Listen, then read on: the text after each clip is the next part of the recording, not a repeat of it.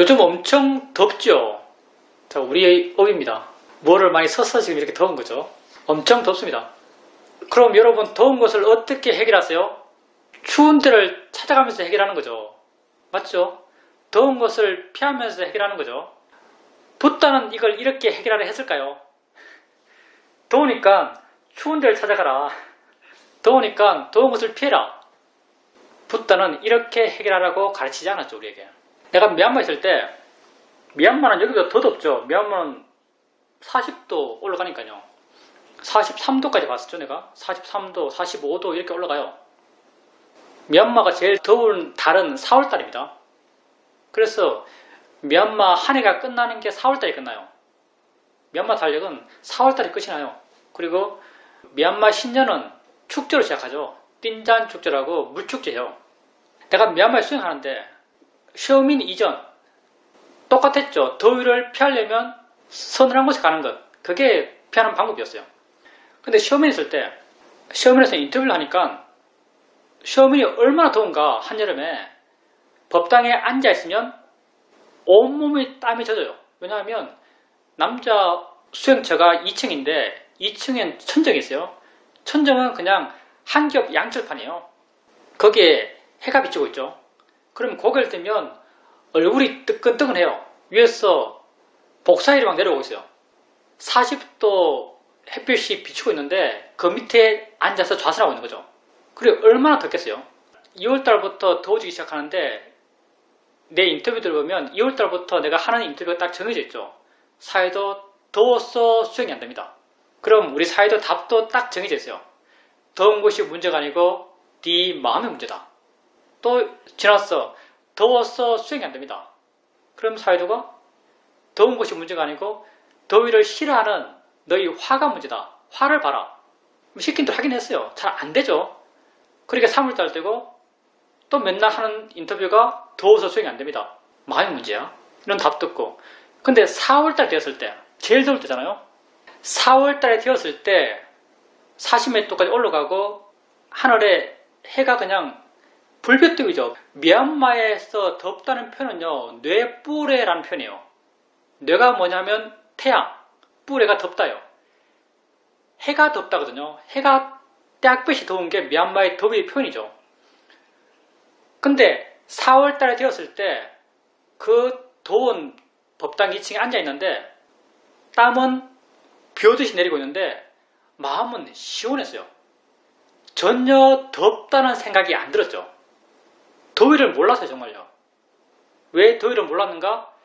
내 마음에 화가 없었기 때문이죠.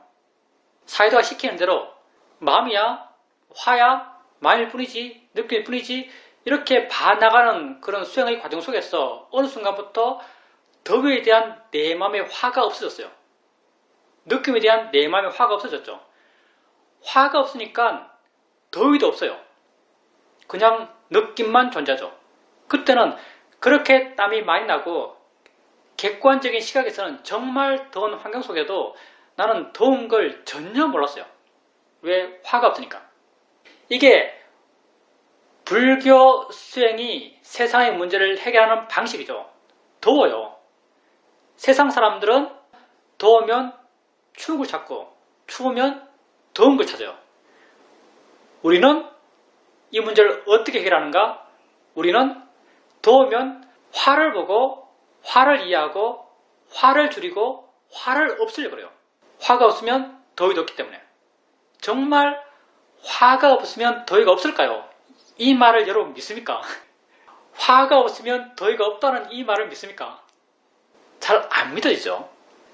화가 없으면 고통이 없다는 이 말을 믿습니까? 더위란 게 정말 실제 있을까요? 추위란 게 정말 실제할까요? 더위와 추위는 실제하지 않습니다. 단지 우리 마음의 해석일 뿐이에요. 우리 마음 상태에 따라서 그렇게 해석할 뿐이죠.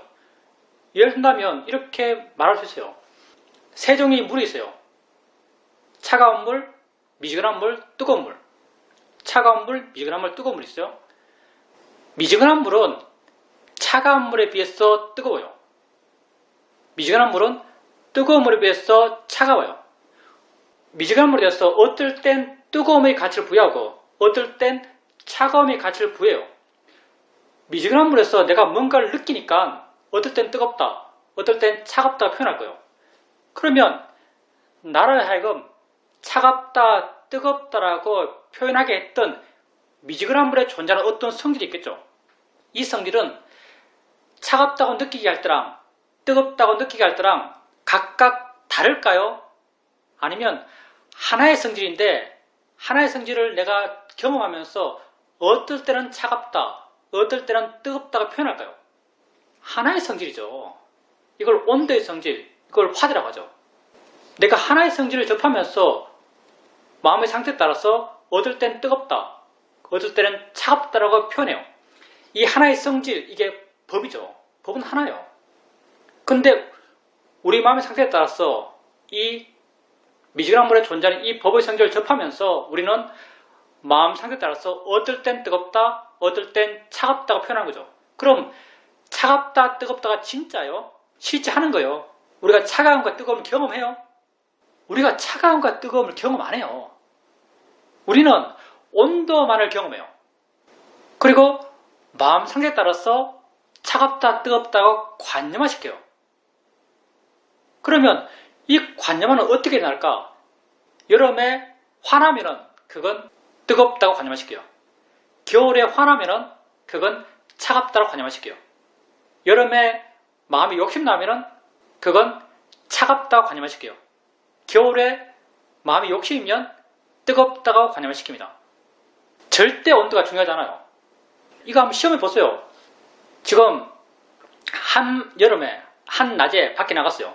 햇빛이 ጧ빛이 내리쬐고 있어요. 온도계 보니까 온도가 35도예요. 덥다라고 생각하고 있어요. 그리고 그 옆에 보니까 나무 그늘이 있어요. 나무 그늘로 쏙 들어갔어요. 온도 보니까 34도예요. 나무 그늘에 들어갔을 때, 싹 들어갈 때 여러분은 마음에 어떤 느낌이 들까요? 덜 덥다고 느낄까요? 시원하다고 느낄까요? 여러분은 시원하다고 느낍니다. 한번 해보세요. 여러분은 시원하다고 느껴요. 34도가 시원해요? 34도, 35도가 중요해요? 중요하지 않습니다. 시원하고 더위를 느끼는 결정적 요인은요, 34도, 35도 이 바깥의 온도가 아니에요. 시원하다, 덥다고 느낀 결정적인 요인은요, 내 마음의 상태입니다. 덥다고 느낄 때는 내 마음이 화였고요. 시원하다고 느낄 때는 내 마음이 욕심이었어요. 겨울도 한번 해봅시다. 겨울에, 한겨울에 산에 갔어요. 영하 10도래요. 춥다 하면서 산을 다니고 있었어요. 그러다가 산에 어느 골짜기에 다 쓰러진 움막이 있어요. 움막에 들어가서 벽 아래에 쪼그리고 앉았어요. 바람이 안 불어요. 그 순간 여러분은 무엇을 느낄까요? 덜 춥다고 느낄까요? 따뜻하다고 느낄까요? 여러분은 따뜻하다고 느낍니다. 그때 온도는 영하 9도일 거예요. 영하 9도가 따뜻해요? 영하 9도, 영하 10도가 나라 하여금 춥다고 느끼게 하나요? 춥다, 덥다는 어딨죠? 춥다, 덥다는 세상에 없어요. 진짜가 아니에요. 내 마음 상태에 따라서 추울 수도 있고 더울 수도 있어요. 35도가 추울 수 있어요. 영하 10도가 따뜻할 수 있어요. 내 마음 상태에 따라서. 내가 군대에 있을 때 영하 25도에서 냇가에서 샤워를 했어요. 고참 시켰어. 추워 죽는 줄 알았는데 샤워 끝나고 난 뒤에 그 옆에 갈대밭에 그냥 던져놨던 수건, 그것도 영하 25도에 있었어요. 갈대밭 던져놓은 수건을 잡는 순간, 사실은 잡는 순간 내 손에 불이 나는 줄 알았어요.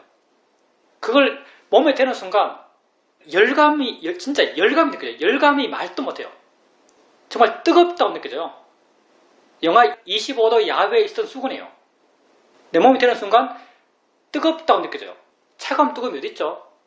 우리 삶의 진실은요, 차가움, 뜨거움 이런 데 안 있어요. 이건 다 우리가 만들어낸 겁니다.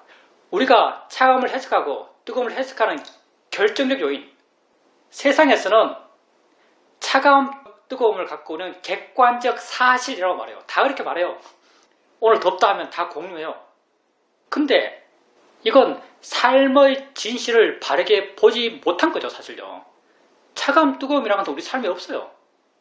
단지 우리 해석이 있을 뿐이죠. 이런 해석을 만들어내는 건 바로 마음의 조건이죠. 불교는 어떻게 이런 차가움, 뜨거움, 추함, 아름다움, 괴로움 이런 것으로부터 자유롭고자 하는가? 이런 차가움, 뜨거움, 추함, 아름다움 이런 것을 바꾸어서 삶의 문제를 해결하려 하지 않습니다. 불교는 마음의 조건을 바꿈을 통해서 삶의 문제를 해결하려고 해요. 우리에게 고통을 준다는 그런 삶의 문제를 만들어내는 것은요, 우리가 삶 속에서 겪는 경험 그 자체가 아니에요. 그 경험을 해석하는 마음의 조건이죠. 그 경험을 해석하는 마음의 조건이 결정적이에요. 불교는 그 경험을 어떻게 극복하려 하는가? 마음의 조건을 바꿈을 통해서 그 경험을 극복하려 그래요. 세상 사람들은 경험을 바꿈으로써 그 고통을 극복하려 그러죠. 경험이 바뀌어지겠어요. 잠깐 바뀌어지겠죠. 예를 들어서 여러분이 더워요. 그러면 경험을 바꿔야 돼요. 추운데 가요. 시원하게 있었어요. 그러다가 상황이 어쩔 수 없어서 다시 밖에 나와요. 또 더워요. 맨 처음 더위를 느낄 때보다 두 번째 더위를 느낄 때 더 크게 화가 날 겁니다. 경험을 바꾸는 것, 그게 절대 본질적으로 우리 삶의 문제를 해결할 수 있는 방식이 아니죠. 마음을 바꾸는 것, 화와 욕심을 줄이는 것, 그게 진정한 우리 삶의 고통을 해결하는 방식입니다. 그게 바로 여러분이 지금 하고 있는 거죠. 여러분은 삶의 문제를 시시하게 해결하는 사람이 아닙니다. 여러분은 삶의 문제를 아주 본질적으로 영원히 해결하려는 노력을 하고 있는 사람들이죠. 왜? 그 근본적인 원인을 바꾸려고 그러거든요. 여러분이 삶 속에서 삶의 문제를 만나는 그 근본적인 원인은요, 여러분의 마음의 상태 때문이에요. 욕심과 화 때문이에요. 여러분은 여러분이 삶에서 만나는 그 문제들을 아주 근본적으로 영원히 해결하려고 노력하는 사람이죠. 그 노력의 방식이랑 단순하죠. 지금 이 순간 여러분에게 알아진 것에 대해서 자연 이치로 보고 대상을 보면 통해서 그것으로부터 마음이 물러나고 마음이 가벼워지는 걸로 여러분은 그 길을 가는 것입니다. 가벼워지고 물러나는 게 바로 욕심과 화가 줄어들었기 때문에 가능한 것이거든요. 그러니 수행하는 여러분은 훌륭해요. 이런 길을 누가 가겠어요? 정말 수행하는 여러분 훌륭합니다. 시세하지 않아요. 평범하지 않습니다. 안 그런가요? 삶의 진실을 보장하는 사람이죠. 세상 사람들은 더위, 추위, 아름다움, 추함 그 이야기를 속에서 살고 있어요. 수행하는 여러분은 추위로부터 자유롭고자 하고 더위로부터 자유롭고자 하고 아름다움으로부터 자유롭고자 하고 추함으로부터 자유롭고자 해요. 마음을 바꾸면서 본질적으로 여러분 삶의 문제를 해결하려고 여러분은 수행하고 있는 것이고요. 이런 해결은 가능합니다. 그 가능성은 지금 이 순간 여러분이 확인할 수 있어요. 어떻게? 듣기 싫은 소리를 들을 때 한번 해보세요. 저거 소리일 뿐이지. 그러면 여러분 마음이 가벼워져요. 그게 자유로움의 길을 향해서 한 발 내디딘 거죠. 마음이 우울할 때 마음이지 라고 해보세요. 마음이 하는 거지 지가 하는 거지 한번 해보세요. 순간 마음이 여러분들의 지혜의 크기만큼 부드러워집니다. 그게 우울한 마음으로부터 자유로워지는 거죠. 이렇게 자유로워질 수 있는 대상은요, 여러분에게 알아지는 모든 것이에요. 여러분은 여러분에게 알아지는 모든 것으로부터 이렇게 자유로워질 수 있습니다. 얼마나 멋져요? 얼마나 대단해요? 어떻게 이 길을 안 가겠습니까? 그러니까 더운 게 문제가 아닙니다. 물론 나도 지금 에어컨 틀고 법회하고 있습니다. 이것도 문제가 안 돼요, 사실요. 뭐 에어컨 틀어야지. 바본가 내가요? 에어컨 틀어야지. 덥다고 느낄 땐 내가 그걸 바르게 보려고 하지. 옆에 있는 에어컨을 안 트는 건 아닙니다. 옆에 있는 에어컨을 안 트는 건 고행이죠. 여기에 대해서 여러분 사실 분명한 여러분 태도를 이해해야 돼요. 여기에 대해서 가장 와닿는 설명을 한 사람이 바이런 케이티 그 여자죠. 바이런 케이티. 바이런 케이티도 나름 각자죠. 깨달은 분이에요. 그 깨달음이 깊이 나도 모르겠지만 이분이 자기 친척들과 함께 레스토랑 가서 밥을 먹는데 밥을 먹고 계산하려고 하니까 신용카드를 잃어버렸어요. 미국 상황은 잘 모르겠지만 신용카드 잃어버리면 미국은 워낙 법을 별로 무서워하잖아요. 많으니까. 이게 많이 쓰는 모양이에요. 우리나라는 신용카드 주워도 그거 못 쓰잖아요. 감시면 워낙 촘촘하니까. 미국은 많이 쓰는 모양이에요. 보통 사람들은 이거 잃어버리면 굉장히 걱정을 하는 모양이에요. 근데 바이런 케이트가 잃어버려도 자기는 전혀 걱정이 되지 않았고 마음이 굉장히 고요했고 평온했대요. 아무렇지 않았대요. 이렇게 마음이 고요하고 평온했지만 다음 하는 말이 뭐냐면 내가 신용카드 회사에 전화해서 그 카드를 정지시키는 것을 잊지는 않았다. 이렇게 말해요. 이게 세상의 이야기와 자유로움의 관계예요.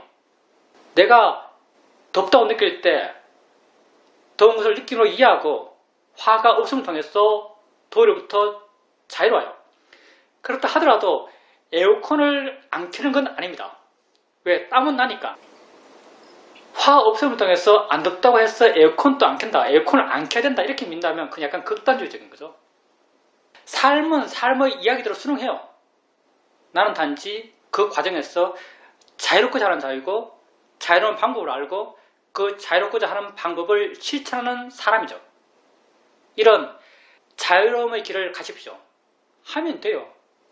여러분 다 할리했을 때 지가 일어나는 되어지는 그런 정도의 바람에는 다 갖고 있죠. 우리가. 그러니까 이 길을 가는 여러분은 훌륭합니다. 질문입니다. 손자, 손녀를 봐주고 있다가 애들을 떨어뜨렸습니다. 그리고 10일쯤 지나서 어떻게 되었나 싶어서 전화를 했더니 하나이는 괜찮은데 하나이는 약간 더 지켜봐야겠다고 그런 말을 들었습니다. 내 마음이 어떤가라고 봤었는데 크게 걱정하는 마음은 없었습니다. 그리고 내가 해야 될 것은 어느 정도 거리두기를 해야겠다. 그게 나에게 가장 좋다라고 이렇게 느껴졌습니다. 내게 일어나는 마음들, 느낌들, 소리들, 범들 그런 것들에 대해서 거리를 두어 가는 것이 내가 해야 될 바라고 그렇게 생각되었습니다. 보살님 말씀하신 적당한 거리두기. 물론 보살님이 거리를 둬야 되는 것은요. 보살님에게 알아지는 것. 알아진 것에 대해서는 거리를 둬야 돼요. 알아진 것에 대해서는. 그게 보이는 것, 들리는 것. 거리 두는 것도 그냥 거리 두는 방식이 거리 둘러서 두는 것이 아니고 그것의 실제성을 이해할 때, 실제는 법을 이해할 때 만약 봄이라고 한다면 그게 보여진다고 이해하면 거리가 둬져요. 우리가 거리를 둔다 했을 때 무엇에 대해서 거리가 생기는가? 관념에 대해서 거리가 생기는 것이거든요. 다가가고 멀어지는 것은 다 관념을 대상으로 해요. 관념을 대상으로 거리를 두려 그래요. 관념을 대상으로 거리를 두려 하면요. 사실 둘 수는 있어요. 마음을 좀 뒤로 당기려고 하면 좀 그러니까 마음을 이렇게 많이 해본 사람 마음을 조작이라고 그럴까요? 마음에 대해 좀 이해하고 힘성을 통해서 마음의 상태를 약간 만들 수 있게 되거든요. 나중에는요. 그래서 관념에 대해서 거리 두려고 그러면 마음을 좀 쪼이면서 뒤로 당기듯이 하면 좀 거리가 생기기도 해요. 근데 이런 거리는 오래 안 가죠. 그러니까 관념을 알면서 거리를 두려워하는 것은 별로 의미 없고요. 관념을 알면서 그 실제성을 이해하려고 하는 거예요. 만약 보이는 걸 한다면 대상으로서의 보임의 대상의 성질, 보는 마음의 성질, 생각을 한다면 그 드러나는 관념은 생각의 내용이겠지만 내가 이해하고자 하는 것은 생각하는 마음, 마음이 생각하지라고 이해한다면 이렇게 실제하는 법을 이해한다면요. 그냥 그 관념은 멀어져요. 이렇게 거리가 두어져요. 이렇게 거리두기 할 때 관념에 대해서 거리를 두려고 하기보다는 관념을 알면서 실제하는 법으로 접근해서 어떤 이해를 하려 하세요. 그런 이해는 나름 보살님 하는 스타일이 있겠죠. 그렇게 이해하려 하면 이해되면은 거리가 두어져요. 근데 이제 삶에서의 거리, 삶에서의 거리라는 것은 다 관념들이죠. 아들과의 관계, 손자와의 관계, 남편과의 관계, 삶의 내용의 거리. 삶의 내용의 거리는요. 되어지는 대로 하셔야 됩니다. 그건 너무 억지스럽게 하면 안 돼요. 억지스럽게 하면 사람과의 관계 속에서 떨어지는 게 멀어지는 게 적당한 거리를 두는 게 좋아 해서 지금까지 살아왔던 그 사람 내지는 그와의 관계 속에서의 거리가 있잖아요. 지금까지 살아왔던 그 거리를 보살님의 어떤 수행적 생각에서 적당한 거리를 두는 게 좋아라는 수행적 생각에서 갑자기 바꾸려고 그러면요. 그건 내 마음도 그렇게 생각하지 않아요. 보살님이 지금까지 형성해왔던 그 거리는요. 사람과의 관계 속에서 형성해왔던 그 거리는요. 보살님 마음이 그 사람에 대해서 그런 거리를 상정하기 때문에 이 정도가 맞다고 보살님이 생각했기 때문에 그런 거리가 생긴 거예요. 마음이 정말 거리 있게 느꼈다면 지금 관계도 거리 있게 생겼을 거예요. 근데 마음이 가깝다고 생각했기 때문에 지금 관계가 가까운 거죠.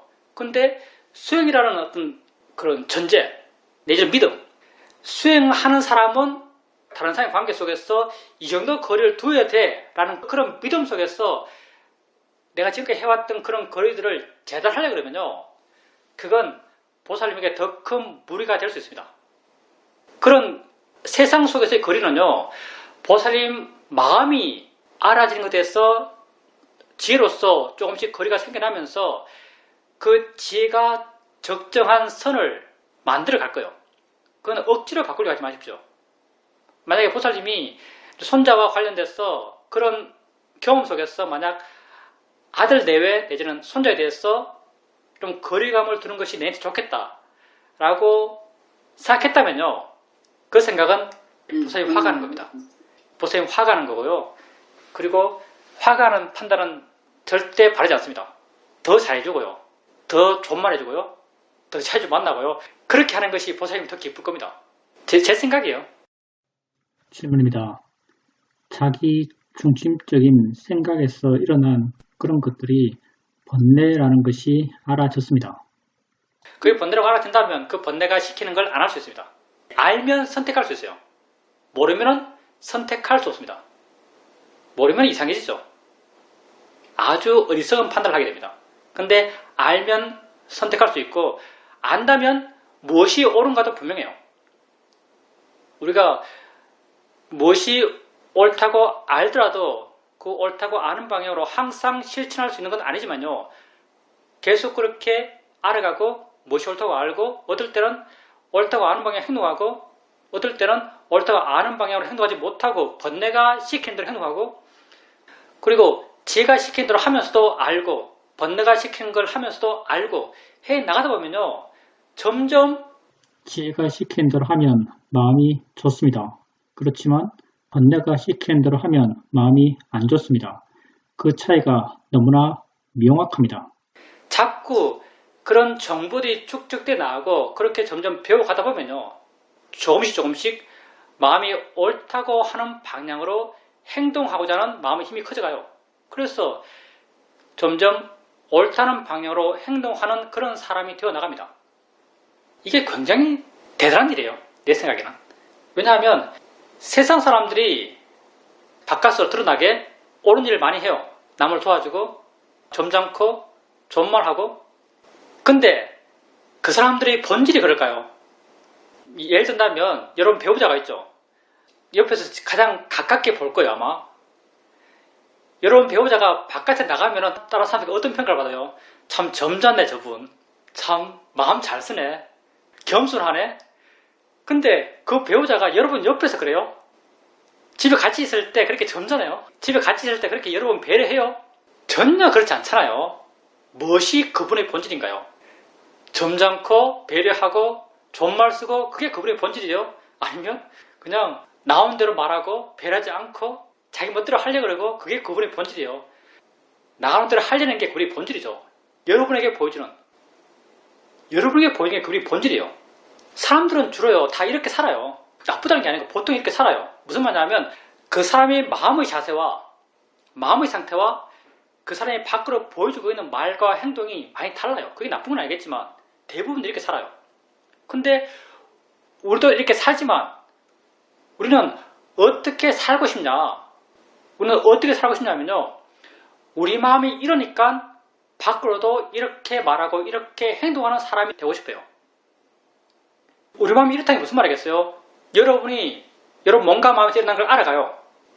예를 들어서 뭐 내가 자식에게 부정적인 어떤 영향을 줬어요.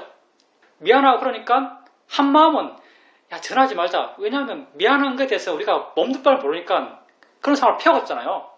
한 마음은 전화하지 말자 그래요.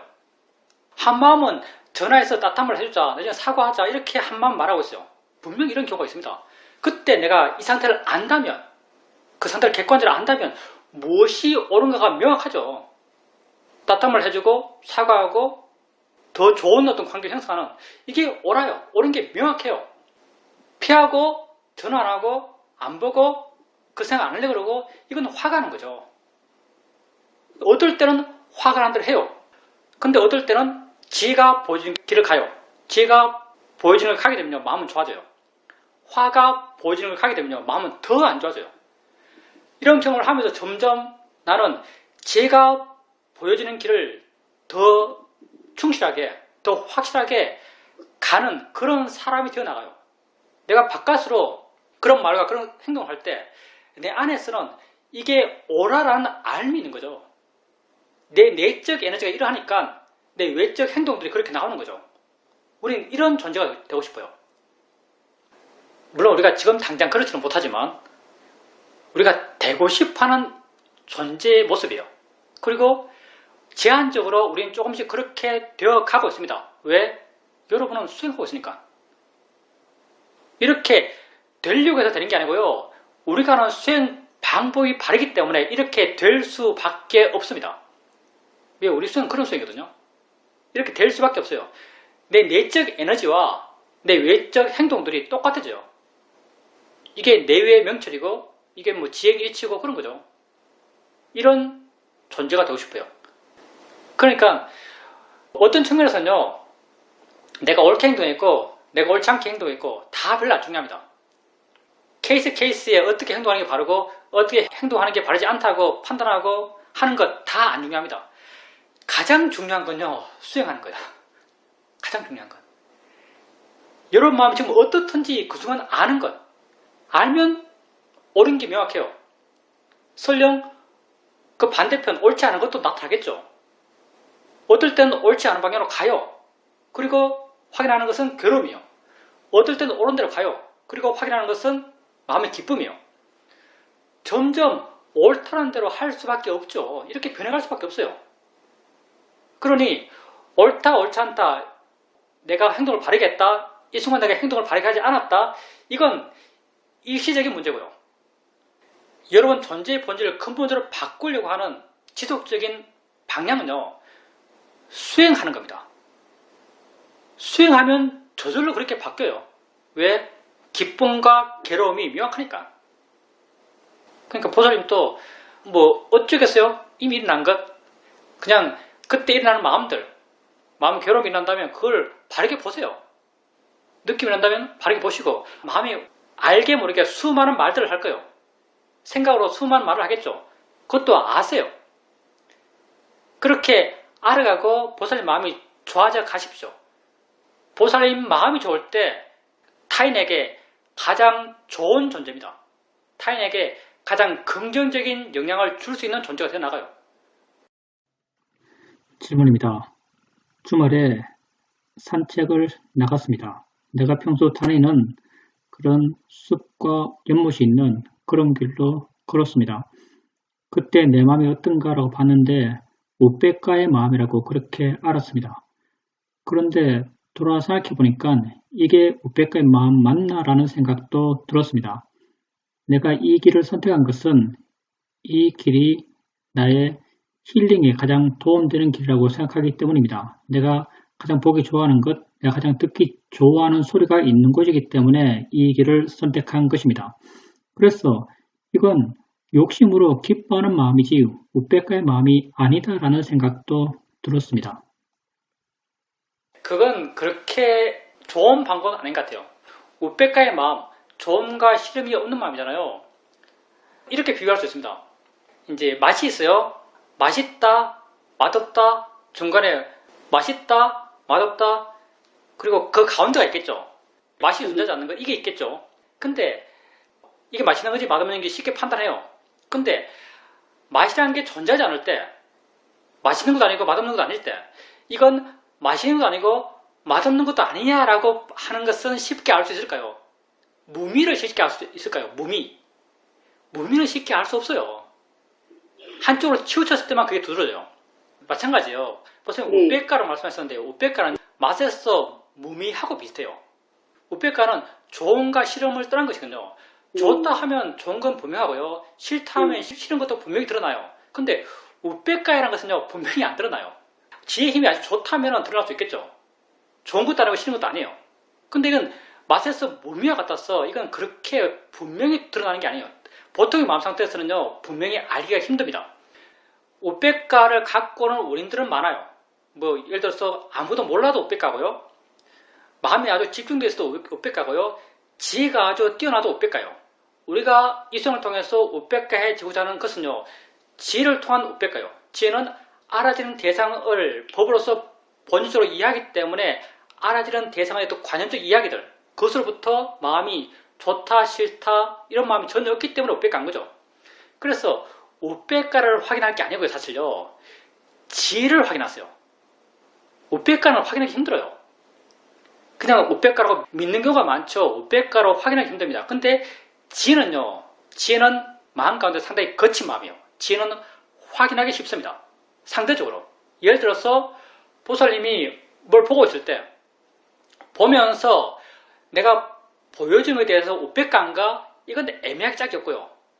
내가 보여준 것에 대해서 저게 보여진다라고 이해하고 있는가? 이건 마음의 느낌으로 확인할 수 있습니다. 내가 본다고 이해하고 있는가? 이건 내가 이해할 수 있어요. 이런 이해가 있다면요, 마음은 우백가인 거예요. 이 지혜 크기만큼 우백가 힘이 강해요. 우백가를 확인하는 것보다요, 지혜를 확인하는 것이 더 확실합니다. 더 분명하고요. 더 쉬워요. 그래서 우백가를 확인하는 것, 이건 그렇게 권장할 바는 아닌 것 같고요. 지혜를 확인하십시오. 들려진 소리가 있다면 내가 저걸 소리를 뿌린 걸로 이해하고 있는가? 이 소리와 저 소리가 실제 같다고 이해하고 있는가? 듣는다고 이해하고 있는가? 안다고 이해하고 있는가? 이런 지혜 쪽을 확인하세요. 지혜 있다면요, 그 지혜 힘만큼 이미 우백가의 마음이 내게 있는 거예요. 그러니 지혜를 확인하는 것이 훨씬 더 낫다고 나는 생각합니다. 질문입니다. 사실 그때 산책하면서 크게 수행한다는 생각은 없었습니다. 그렇지만 그렇게 보기 좋고 듣기 좋고 좋은 환경 속에서 걸을 때 내 마음이 좋아진다라고 느껴져서 그렇게 가서 걸으려고 했던 것입니다. 그렇지만 이번에 알게 된 것이 실제 내가 그곳으로 가고자 하는 마음은 욕심이었고 욕심의 만족한 그런 마음의 느낌을 우백가라고 알아왔다고 생각됩니다. 생각해보면 거기가 아니더라도 다른 내 마음을 상쾌하게 하는 것들이 많습니다. 그렇지만 여름만 되면 나는 그곳이 좋더라고 기억하고 다시 그곳으로 가게 됩니다. 그런데 이번에 이렇게 욕심으로 그 장소를 원한다라고 알게 되니까 그런 내 마음의 믿음에 대해서 멀어진 것 같이 느껴집니다. 물러서는 마음이라면 그걸 우백가라고 볼 수 있습니다. 근데 이제 물러설 때 그 원인, 중요한 건 원인이에요. 수행하는 사람은 원인을 다루는 사람이라 하잖아요. 우리는 원인을 채워가는 사람이에요.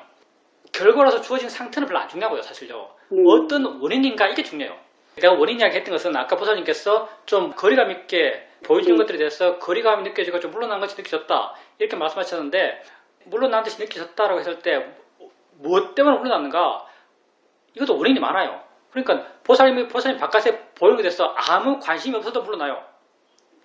우리가 물러나는 결과를 갖고 오는, 우리가 기대하는 바로 원인은요, 이해해서 물러나는 것, 이걸 기대하는 거예요. 이해한 것, 이게 원인이거든요. 우리가 원하는 원인이에요. 관심 없어서 물러나는 것, 이건 우리가 원하는 원인이 아니에요. 이해해서 물러나는 것, 이게 우리가 원하는 원인이에요. 이게 지혜죠. 그래서 항상 중요한 건 원인이에요. 결과가 아닙니다. 보살님이 뭘 경험하는 건 별로 안 중요해요. 수행하는 게 중요합니다. 보살님이 욕심을 부리면요, 부리세요. 근데 그때 진행되는 마음 상태, 마음의 느낌, 그런 걸 아세요. 알아가다 보면 바른 길이 저절로 드러납니다. 지금 현재 보살님이 하고 있는 것이 옳은지 그른지 많은 경우 우리는 판단하기 애매한 것도 많아요. 아까 보선님 말씀했듯이 내가 화가 났을 때 화를 내는 것이 덜 고통받는가? 화를 참는 것이 덜 고통받는가? 어떤 측면에서 보면 화를 참는 것이 더 고통받는다고 느껴질 수도 있습니다. 질문입니다. 나는 정말 그렇게 느낍니다. 화를 내면 그 화살이 타인에게 가는 것이고 화를 참으면 그 화살이 나에게 오는 것이라고 느껴집니다. 한번 생각해 보세요. 어떤 사람과 아주 강하게 싸웠어요. 갈등이 심해요. 돌아와서 집에 있는데 그 사람 생각이 계속 나요. 그리고 누웠는데 잠도 안 와요. 계속 그 사람 생각나요. 화로서 그 사람 욕하고 있어요. 그러면 내가 화로서 그 사람 욕하고 있는데 그 사람은 돌아가서 내가 그 사람에게 화내고 있으니까 그 사람은 나의 화를 받아서 그 사람이 괴로울까요?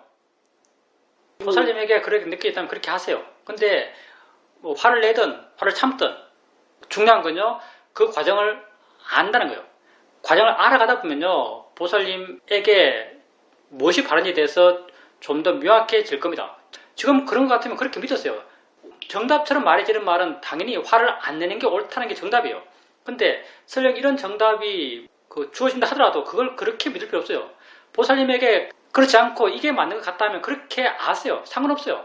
중요한 건 그게 그렇게 알더라도 그런 진행 과정에서 알아가면서 수행해 가세요.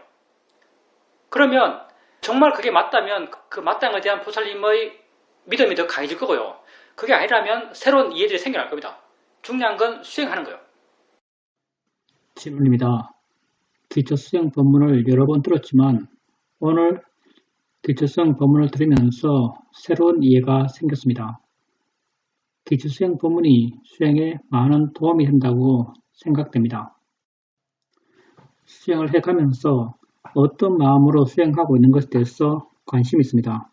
한 번은 꼬맹이를 데리러 가게 되었는데 가면서 어떻게 수행하는가라고 지켜봤습니다.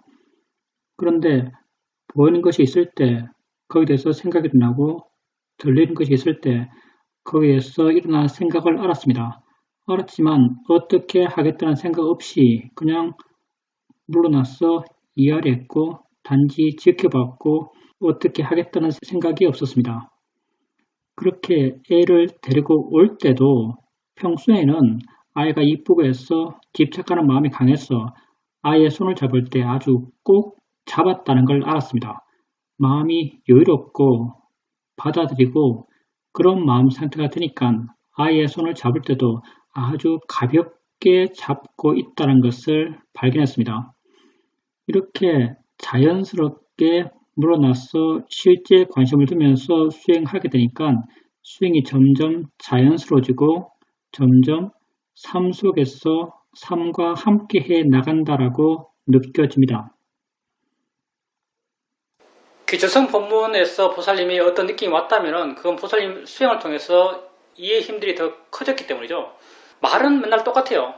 기초성 법문 들어보면 항상 같은 말 하죠. 내가 다른 말 할 말도 없어요.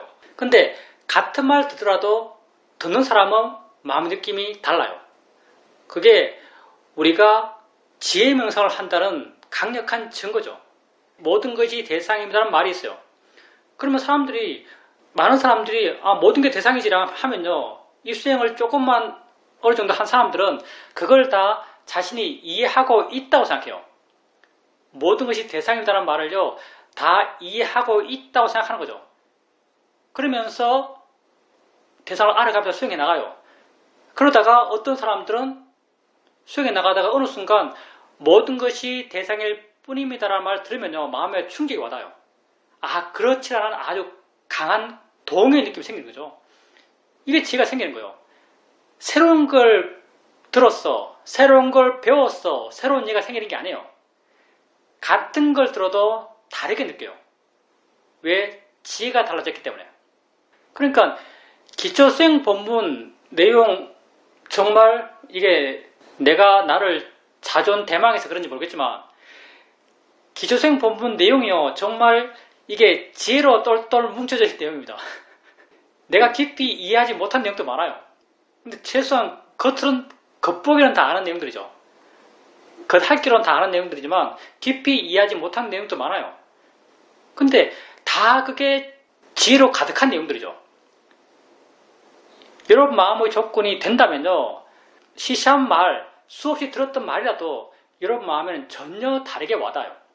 그리고 한번 내가 어떤 말에 대해서 다르게 와닿았다 하더라도 다음에 또 다르게 와닿을 겁니다.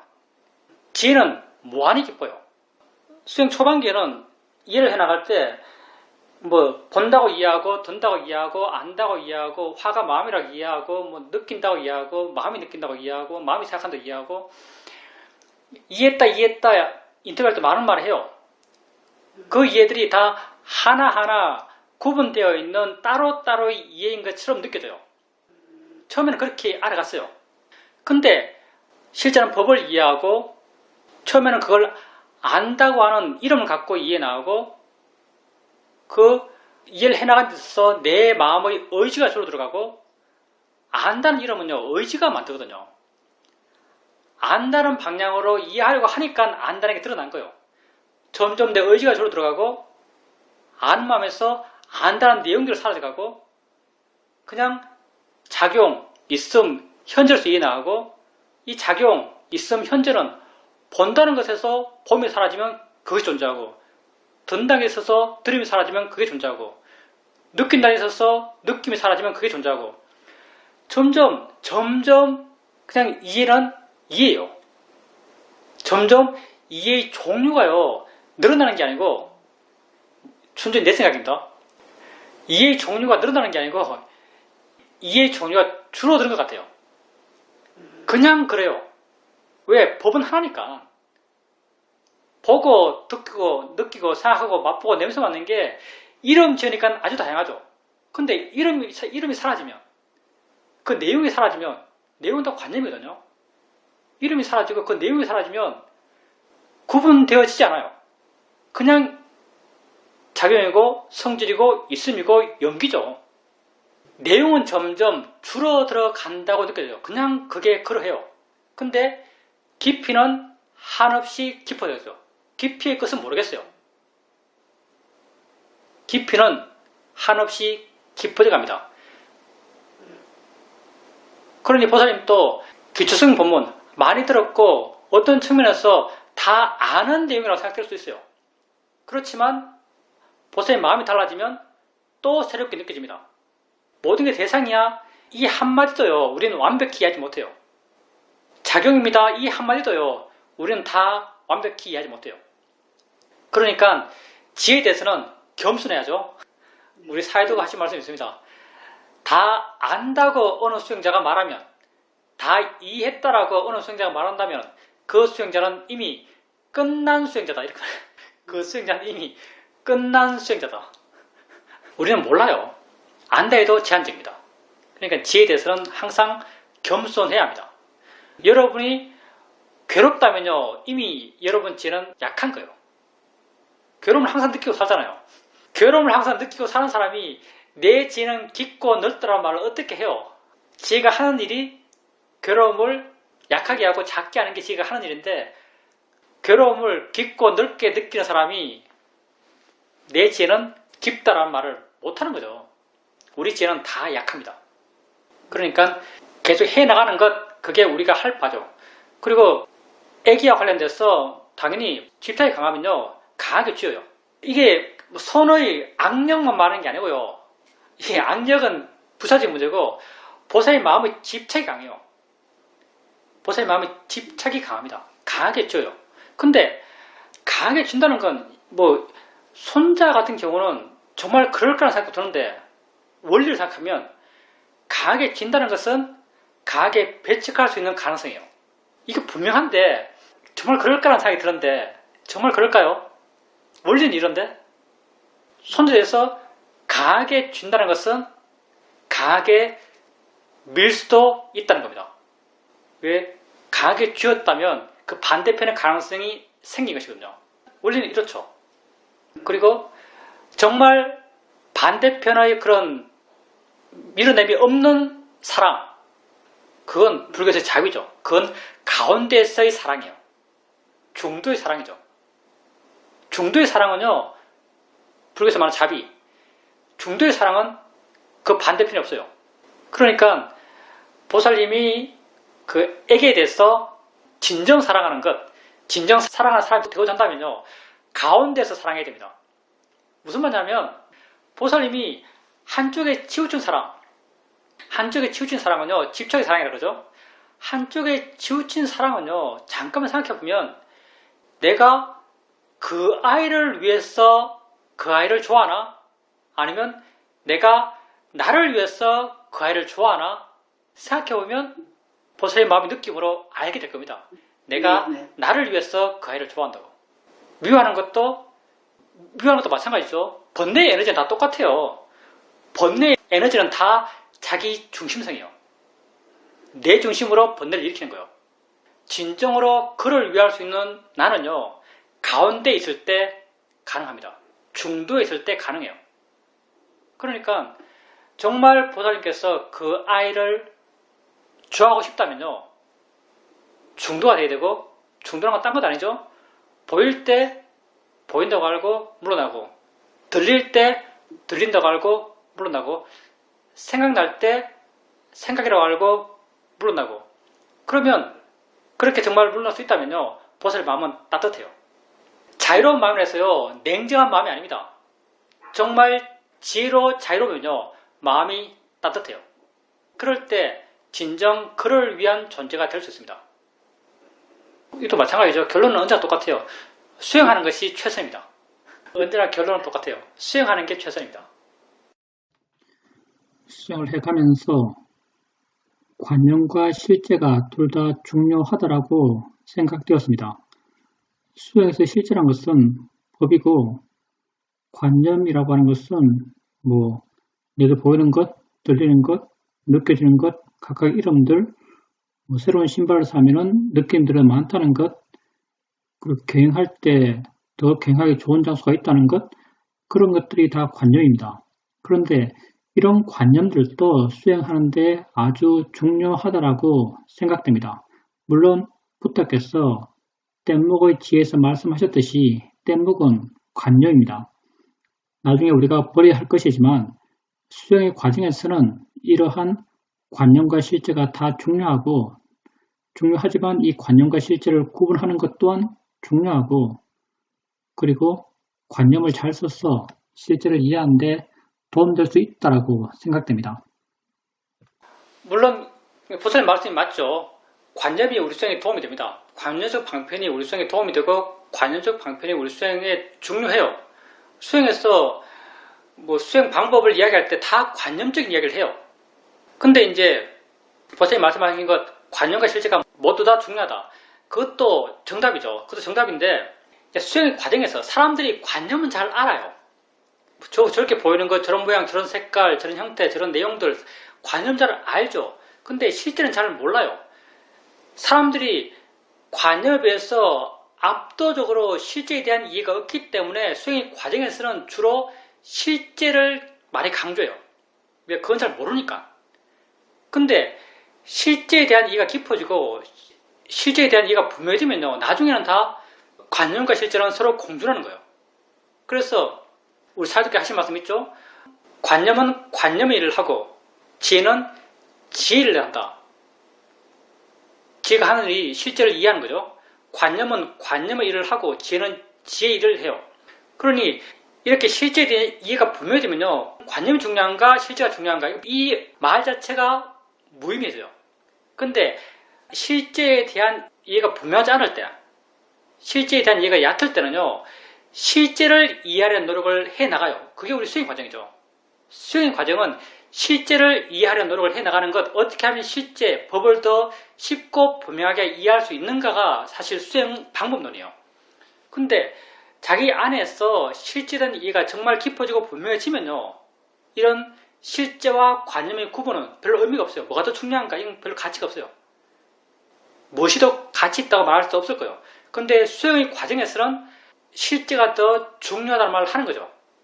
시험에서 하는 말도 이런 말도 있죠. 대상이 중요한가 마음이 중요한가. 그러면 시험의 정답은 뭐예요?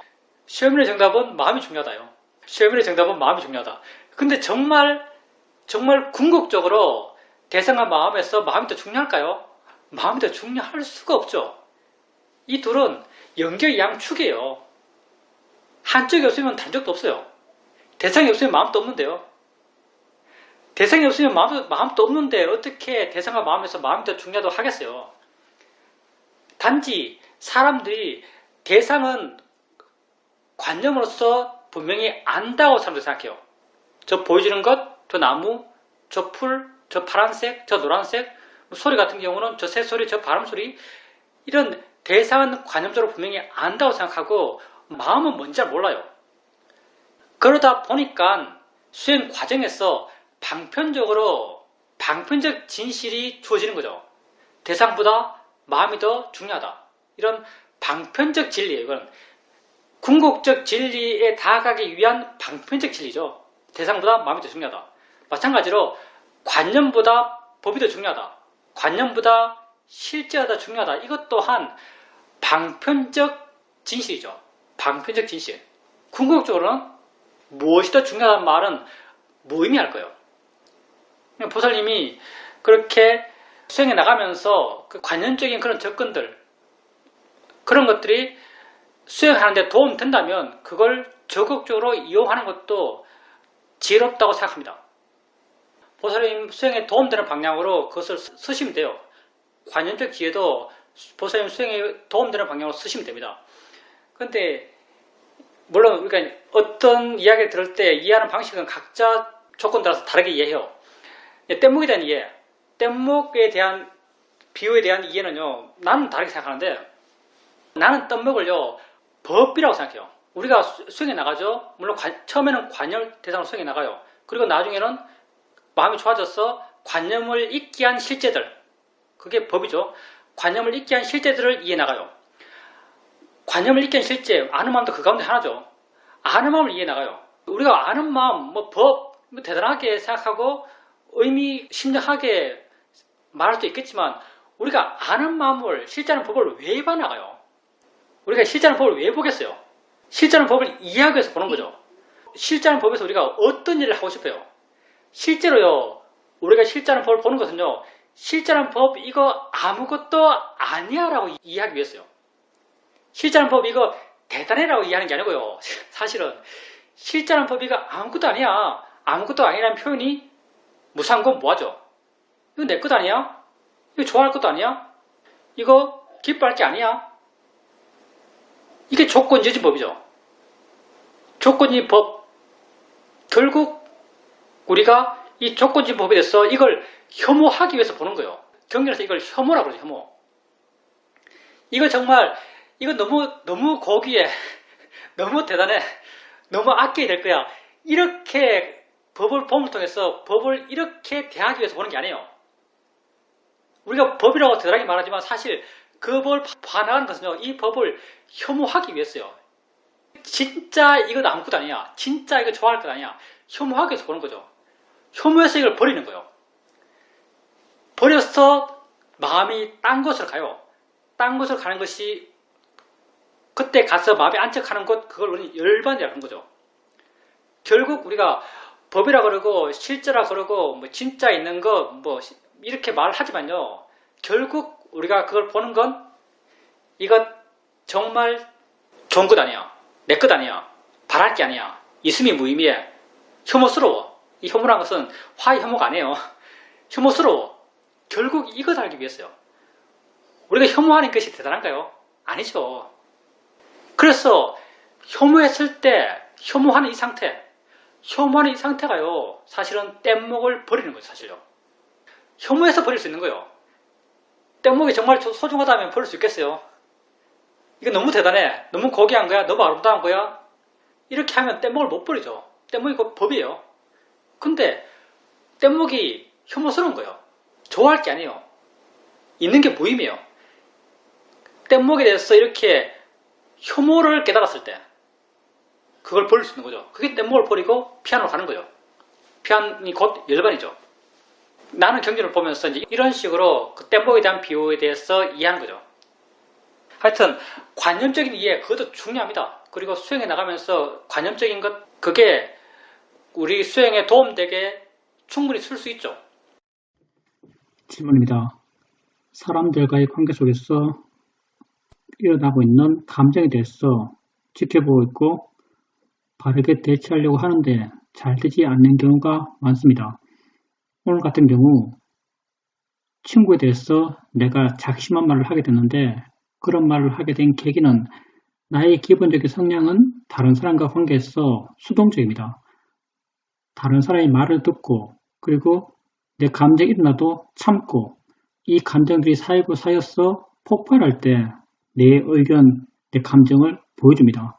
그런데 이 친구를 좋아하고 오래 가고 싶은데 지금까지 계속 친구의 관계 속에서 참고 받아들이고 들어주는 역할을 했습니다. 전화를 한다면은 그 친구는 자기 말을 실컷 하고 나는 듣고 그리고 내 말을 하려고 그러면 그 친구는 자기 할 일 다 끝냈으니까 대화를 끝냅니다. 그렇게 조금씩 쌓여왔었는데 오늘은 내 상황을 그 친구에게 말해줘야겠다고 생각했고 그렇게 말해줬습니다. 그 친구는 약간 뜬금없다는 식으로 받아들이는 것 같았습니다. 나는 약간 할 말을 해서 시원하다고 느껴지기도 했지만 마음이 썩 좋다라고 느껴지지는 않았습니다. 이렇게 사람들과의 관계에서 일어나는 감정을 어떻게 부드럽게 대처하고 고통받지 않게 상황을 만들어갈 수 있을까요? 엄청 어려운 말이죠. 정답도 없는 것 같고요. 각자 다 다를 거예요. 각자 다 옳다는 것도 각자 다 다를 것 같은데 아까도 비슷한 말 했지만 수행을 하고 수행을 통해서 어떤 마음이 되어지고 어떤 형의 인간이 되어나가고 이렇게 수행의 정답을 갖고 자기 삶을 거기에 끼워 맞출 필요는 없습니다. 수행의 정답이 이러니까 내가 이렇게 돼야지. 수행의 정답이 이러니까 그 사람의 관계에서 내가 이렇게 돼야지. 이렇게 할 필요 없어요. 그냥 마음의 에너지가 그러하면 그렇게 하세요. 그렇게 하는 과정 속에서 보살님이 어떤 암들, 그런 과정에서 일어나는 것에 대한 보살님의 인식들, 그리고 그에 대해서 바르게 보려는 노력들, 그런 것만 있으면 됩니다. 수행하는 것만 있으면 돼요. 그리고 다른 사람과의 관계 속에서 모르겠어요. 보살님이 만약에 정말 수행을 열심히 하면 이건 보살님이 그런 게 아니고요. 이런 사람이 있을 수 있어요. 억지로 수행을 열심히 하는 사람이 있어요. 억지로 수행을 열심히 하는 사람이 있다면요. 그 사람은 정말 마음을 밖으로 안 보내려고 그러고 자꾸 안에 두려고 그러고 안에 두려는 게 자연스럽게 안에 있는 것이 아니고 끌고 들어와서 안에 있듯이 그렇게 힘을 쓰고 애쓰고 노력해서 있는 사람이 있죠. 그런 사람의 경우 외부 자극이 돼서 굉장히 둔해져요. 마음을 이렇게 잡아두고 있는 거죠. 외부 자극이 들어오면 굉장히 둔해져요. 근데 수행을 오래 했고 수행이 부드러워졌고 자연스러워진 사람은요.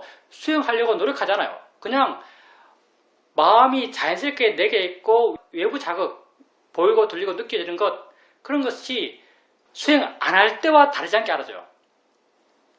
이런 사람들은 마음이 내 안에 있음으로써 이해를 통해서 내 안에 있는 거예요. 마음이 이해를 통해서 내 안에 있음으로써 자유로워요.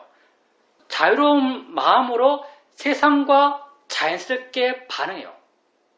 예를 들어서 보살님이 친구와 관계에서 계속적인 스트레스를 받았죠. 지 말만 하고 나는 말을 못했다. 스트레스를 받았어요. 이거 화예요. 그러다가 한번 생각했죠. 나만 손해볼 수 있나? 한번 이야기해서 관계를 재설정해야겠다. 이게 아주 사실은 강한 화예요. 강한 화고 그렇게 어떤 기회를 만들어서 이야기를 해요. 이야기했을 때 보살님이 강한 의도로 그 이야기를 하기 시작하죠. 강한 의도로 그 이야기를 하기 시작하면요. 그때 보살님 마음은 아주 극단적인 번뇌요. 그때 한번 돌이켜보면 마음이 아주 딱딱한 상태에서 경직되게 말을 했을 거예요. 극단적인 번뇌고요. 그렇게 말을 해요. 그리고 대답하고 왔다 갔다 하면서 부드러워졌겠죠. 좀 대화하다가 대화가 끝났어요. 끝나도 그렇게 마음이 깔끔하지가 않을 겁니다. 보살님이 기대했던 그게 아닐 거예요. 왜냐하면 항상 다르니까. 기대는 아주 깔끔하게 해결될 것 같지만 친구는 절대 내가 생각하는 심각한 만큼 그 문제를 절대 심각하게 생각하지 않거든요. 끝나고 나면 항상 마음이 꿀꿀해요. 왜냐하면 번뇌를 쳤기 때문에 그 번뇌가 계속 이어지는 거예요. 근데 만약에 정말 보살님이 정말 수행해서 보살님이 되고자 하는 그런 마음이 커져서 되고자 하는 마음이 상태라는 것은 알아지는 것으로 자유로운 거예요. 그러면 보살님이 친구랑 전화하면서 어느 순간 할 말이 있는데 제가 지 말만 해요. 그러면 그 아이가 자기 말만 한다는 것을 알지만 거기에 대해서 크게 별로 반응하지 않으면서 보살님은 그 아이의 말을 중단시킬 거예요. 그리고 보살님 할 말 할 겁니다. 근데 지금 보살님이 이렇게 아주 강한 번뇌를 갖고 이렇게 말해야지, 그 아이가 말을 하면은 내가 그 아이 말을 자르고 내 말 해야지라고 한다고 이런 마음을 갖고 만약에 전화하면서 항상 말하고 있을 때 말을 자르면요, 보살님이 그 아이의 말을 중단시키려고 할 때 보살님은 어마어마한 번뇌 속에서 그 아이의 말 잘라요. 부드럽지가 않아요. 번뇌로 하고 그 이후로부터 굉장히 좀 어색하게 경직된 상태로 전기가 되어날 겁니다. 그러니 보살님 마음이 좀 더 자유로워야 돼요. 그 자유로움이 꼭 그 사람과 관련돼서만 자유로움이 아니고요, 보여진 것에 대해서 자유롭고 들려진 것에 자유롭고, 이렇게 자유로운 마음의 힘이 커져가 보면 그 사람과의 대화 속에서 그 사람이 하는 말에 대해서 그 사람이 그렇게 길게 말하는 것에 대해서 별로 보살님은 반응하지 않지만, 왜냐하면 그렇게 되어도 상관없으라는 마음이 보살님 마음이 기본적인 어떤 마음의 방향성이니까요. 저 소리가 있어도 상관없고 이 느낌이 있어도 상관없고 저 소리가 없어도 상관없고 이 느낌이 없어도 상관없는 마음을 보살님 키웠어요. 이게 500가지 마음이죠. 마찬가지로 이런 마음의 힘이 좋아지면요, 그 아이가 길게 말해도 상관없어요. 근데 그게 적당하지 않아요. 그래서 보살님은 그게 길게 말해도 상관없다는 마음이 기본적으로 있기 때문에요, 그 말을 잘라도 별 상관이 없어요. 그래서 가볍게 잘 수가 있어요. 그리고 그 다음 보살님이 나오는 말도요, 아주 가볍게 할 말을 해요. 그리고 끝나도 별로 마음에 잔재가 없어요. 그렇게 보살님 마음이 변해가야 되고요, 그렇게 변해가는 보살님 마음은 지금 들리는 소리에 대해서 바르게 봄을 통해서 그런 마음을 키우게 되고요, 지금 느껴지는 느낌에 대해서 그렇게 봄을 통해서 그런 마음의 힘을 키우게 됩니다. 그 힘들이 커져갈 때 세상 속에 보살님이 하는 말들과 하는 행동들도 세상의 흐름 속에 아주 자연스럽게 스며들어갈 겁니다.